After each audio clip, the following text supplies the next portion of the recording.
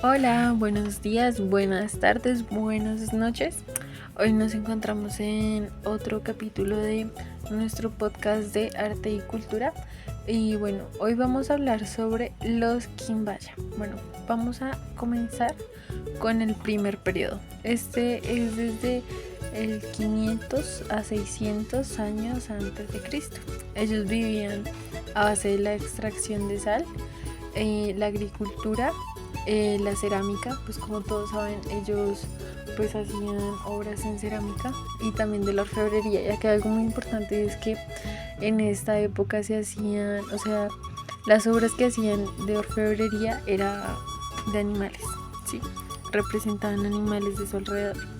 Y bueno, vamos con el segundo periodo que se considera, o bueno, se llama el periodo tardío, que es del 800 a 1600 años después de Cristo. Entonces, bueno, acá pues ellos también siguieron con la orfebrería, pero acá ya era como algo más geométrico, por decirlo así.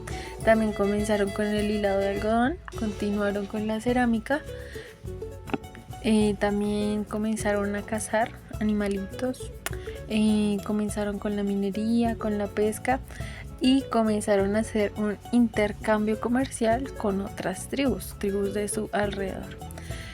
Bueno, vamos a hablar un poco de la arquitectura. Y es que ellos tenían sus casitas hechas con hojas de palma o guadua. Y se formaba una aldea con una plaza como en el centro, por decirlo así, para hacer sus rituales y todo esto.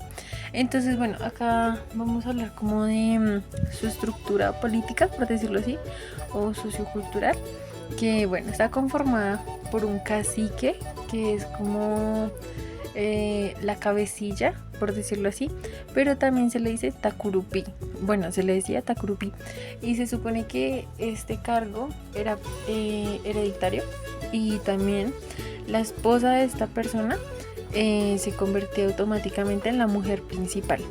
Después de ellos seguían los jefes, después los chamanes y los médicos, luego los guerreros, luego el pueblo, que en el pueblo son los artesanos, los agricultores y los mineros.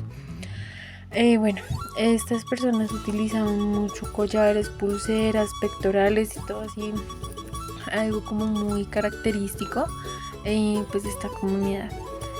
También su lengua ahora se considera que es una lengua extinta, pero se dice que es proveniente del Caribe. Y bueno, también como que la información que hay, dicen que esto es como, bueno, era una etnia pacífica, pero sin embargo es una, o sea, es como una tribu, por decirlo así, era una tribu que estaba muy preparada para la guerra. Bueno, acá vamos a hablar de un suceso muy importante que lo llamaremos como rebeliones, por decirlo así. Pues para nadie es un secreto que los españoles llegaron como a conquistar estas tierras y todo. Pero ellos en 1542 y en 1557 se unieron con otras tribus, ¿sí?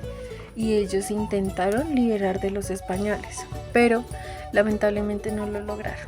Y bueno, pues debido como a toda esta dominación española que hubo, pues ellos comenzaron a sufrir de desnutrición, enfermedades y también pues por todo el maltrato que estaban recibiendo, ¿no?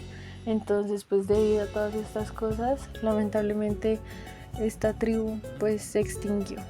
Y bueno, acá, bueno, vamos a comenzar a hablar de la economía.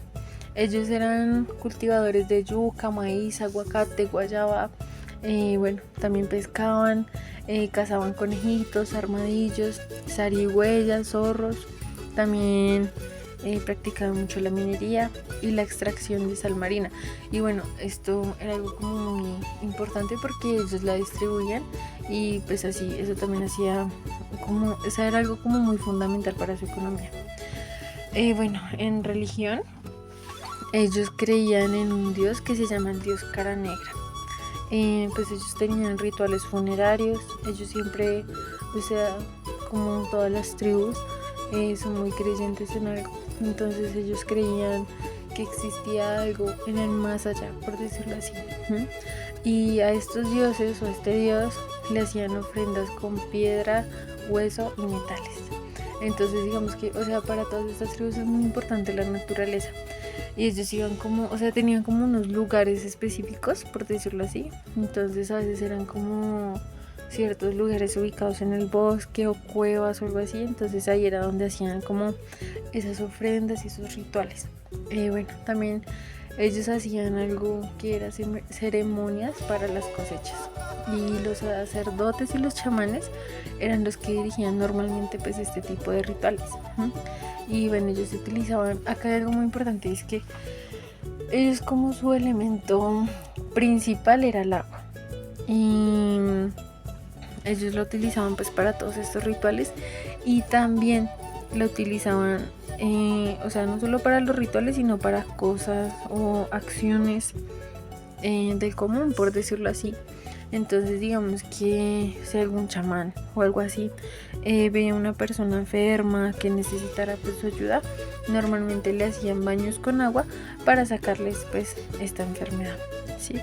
Entonces bueno, acá también en algunos rituales que ellos hacían, pues ellos cantaban.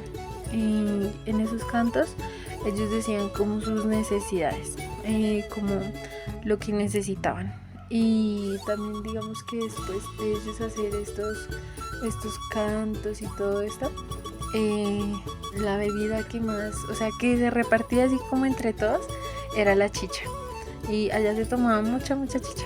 Y bueno, también acá algo muy importante es que, o sea, una creencia que se tenía era que, bueno, en la guerra, cuando ellos iban a la guerra, el cacique sacrificaba a 2 esclavos, pues de ahí de la tribu, y ponía a los guerreros a tomar su sangre y a comer su carne como para tener valor en la guerra. Y bueno, estas son como las cositas más importantes de esta tribu. Claramente pues hay muchas más, pero bueno, ya será en otro capítulo que las contaremos. Muchas gracias por escuchar este podcast y nos vemos en otro capítulo de arte y cultura. Que les vaya muy bonito.